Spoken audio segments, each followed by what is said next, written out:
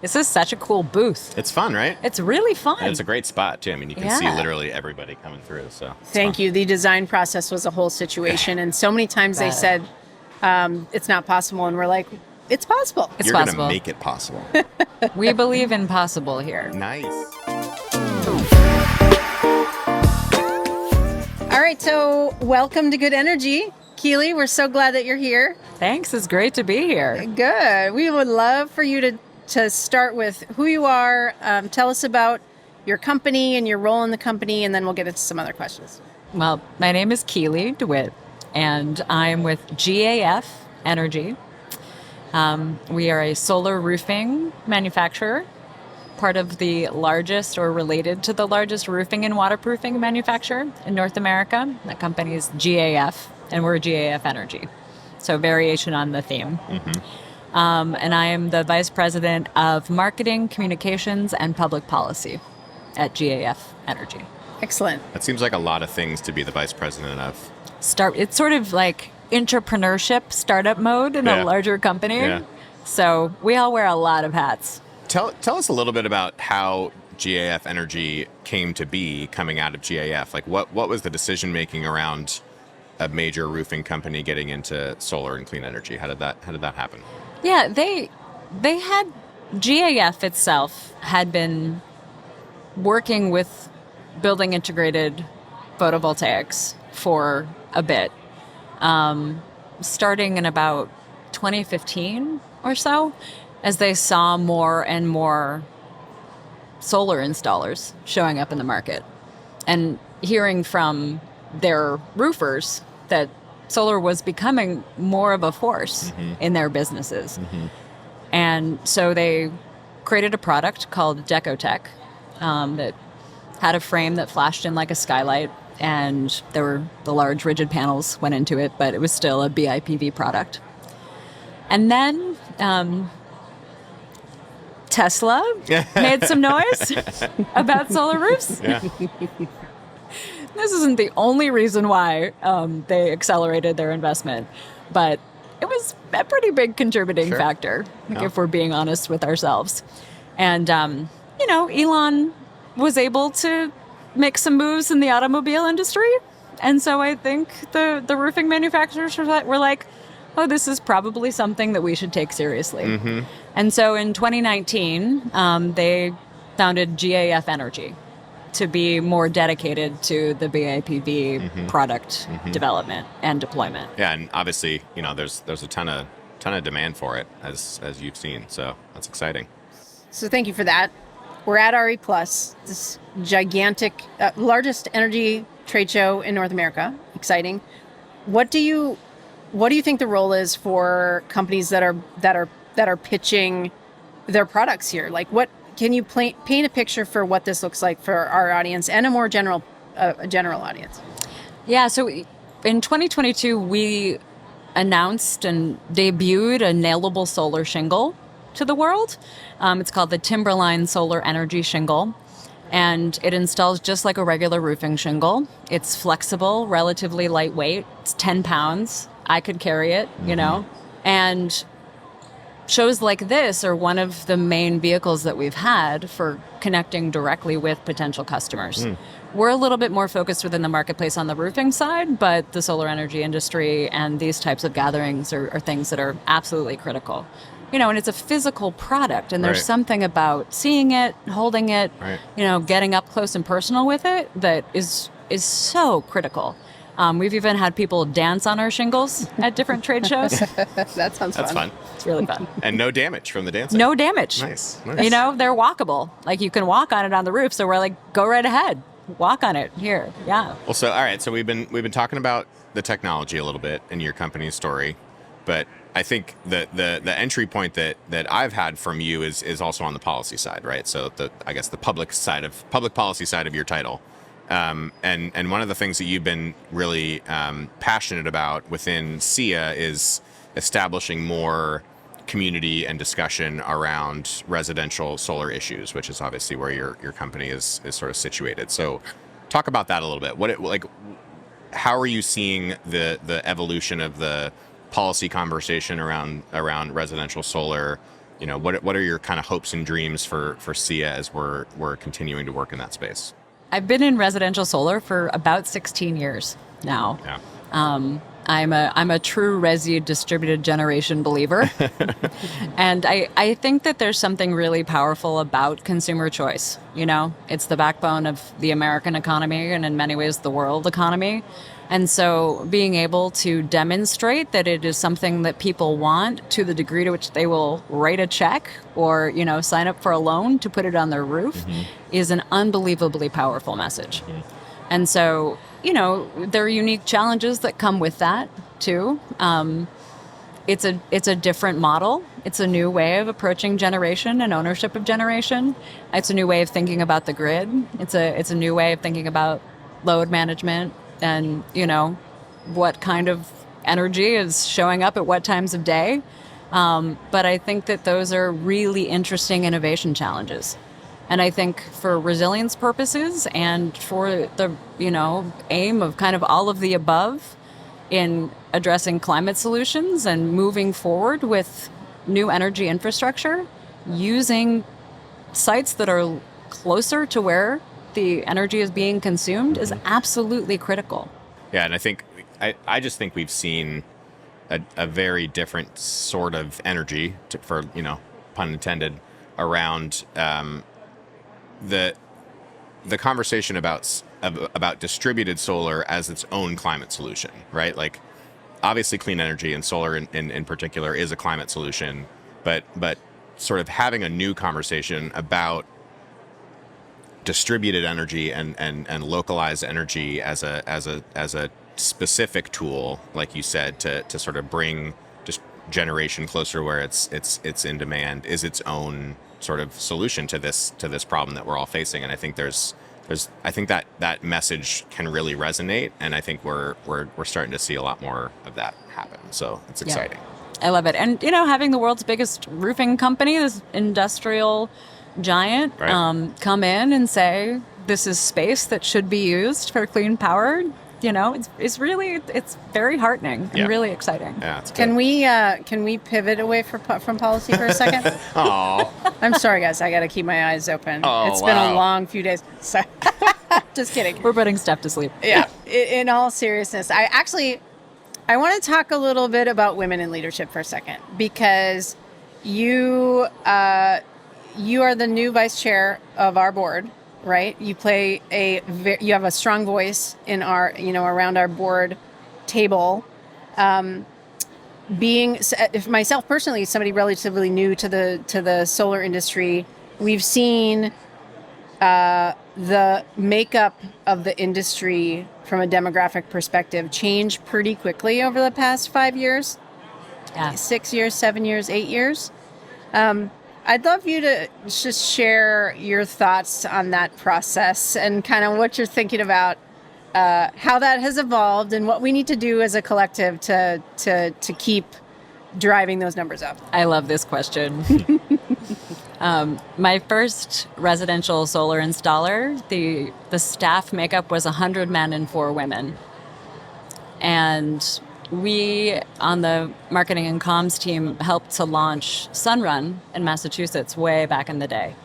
And I remember getting on calls with the Sunrun team, Miss Lynn Jurich and then a woman named Leslie Beatty, who were leading the charge. And I remember being so struck by their strength and by the fact that there were these strong women who were in the driver's seat around what was happening in market expansion. And I ended up going to work for Sunrun in part because of the representation there. And because Lynn was with Ed Fenster was one of the founders. And it was really interesting to see that there was more gender equality as far as the representation in like across all of the different strata of the organization there. And for me, it's just like you have to see the people in seat doing the things in order for there to be change. Right. You can talk a lot about it, but if you don't have the person who looks like a particular demographic, a particular human saying the words, making the decisions, it's going to be really hard to actually shift who is doing what in the industry. And so, I think at SIA, under Abby's leadership, there has been, at the board meeting yesterday, somebody commented, the kind of executive committee sits near Abby, and there were a line of 5 women to her right, and someone was like, look at all the ladies, here we are. We're here. We're here. And it's really incredible to see, and it has shifted, and it is changing. And some people shy away from the conversation, but it is so important if we are going to be the dominant form of energy in this country and in the world, that the people doing that work and making that happen actually look like the population. Right. Yeah, I appreciate that so much. As this is the growth trajectory for this industry is so huge. One of the things I learned in my previous roles was that access to capital for women and people of color is just abominable. Yes. And we need to continue to push that conversation. We need to make sure that as smart entrepreneurs are thinking about opening up their doors, developing new products, that they're going to have that equal access to capital, and their ideas are going to be taken seriously. So I appreciate the representation aspect, that you have the confidence because you can see that there's women in leadership roles, and you're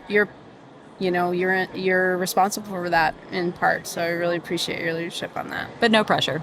Yeah, right. Keep doing what you're doing. Yeah. And what else should we be? What else should we do? Like, put a pin in the actual problem, which is how do we change it? Is it investing in programs? Is it, things like Solar Sisters, for example? Yeah, I think there's sort of the tried and true, like, employee resource groups within organizations where people can come together and have particular types of conversations and feel like there's a kindredness in the room and connection and mutual understanding. I think talking about it actively is really super important on via various forms of media. Like Good Energy. Yeah, like this good, being like one of good them. energy. Yeah. Yes. And SIA is in many ways practicing what it preaches, from what I've observed, and that it's not just simply lip service to creating a diverse workforce, but that people who are working as part of the organization and shouldering huge parts of the way that you're moving forward and the strategies you're setting are like they're just so many different voices and types of people who are in the room, and you get better results that way. Yeah. I've been very encouraged by. It feels like we've gotten past the question about why we're having this conversation, or the question about why it's important. We're fully in the part of the conversation where people, like, companies, are just looking for help and assistance in making change and in making progress within their own company. And I think that's a role that SIA and our board and our leadership can play in providing that guidance and that leading by example and concrete tangible resources on employee resource groups and things like that to actually move the needle. But it doesn't feel like we are pulling teeth by even saying that this is a problem that we need to tackle. And that's, to me at least, different from even a few years ago, which is really exciting. Absolutely. So, all right, well, so we're here at RE Plus 2024. What do you think is different about where you're walking around here than it was maybe pre-COVID 5 years ago, and what do you think it's going to feel like in 5 years when you're hopefully back here at RE Plus? I'm really blown away by the number of people who are here. Yeah. I think somebody wrote on the whiteboard that you have down there about people's experiences at RA Plus that it's the size of a small Taylor Swift concert. Yeah, that's true. We're getting close to Swiftie territory. Yeah. It's exciting. It's impressive. Yeah, and so I think it's just going to continue to grow, and I think be taken ever more seriously. I think the caliber of elected representatives who show up, and even celebrities, and we're so much more on the radar, and I think the professionalization got through that word. I was afraid I was going to stumble over it. Is also notable, right? Having started in this industry in 2008, right? Yeah. That it was very different, and there was a resistance to a certain way of doing business, and I think if we're going to achieve the ambitious goals that we've set out for ourselves as far as deployment, that it's gotta be the U.S. banks of the world and the large corporate interests, as well as the Sierra clubs and the NGOs and the I don't know, don't want to be ageist, but like 75-year-old, back to the land Vermonter who Right. put solar on his house in 1960. Yeah. So it's I think the broad tent nature of it is really exciting. Yeah. The progress is super amazing. I don't know if you caught, the White House National Climate Advisor was here this morning, Ali Zaidi, and Oh, he yeah. spoke on the main stage before Abby and Sherry went on. And he made the most amazing reference. I'm sure everybody in the industry knows this, but that the Hoover Dam only produced 2 gigawatts of power. Just mind-boggling, because I wonder how many companies here are producing that. And Have it in their pipeline. Right, Yeah. right. It's like chump No. change at Yeah. this point. Yeah. so Yeah. the impact of the IRA, the Inflation Reduction Act, and how that has influenced the investment in this industry and the sheer volume of innovation that's happening in this building is just so exciting.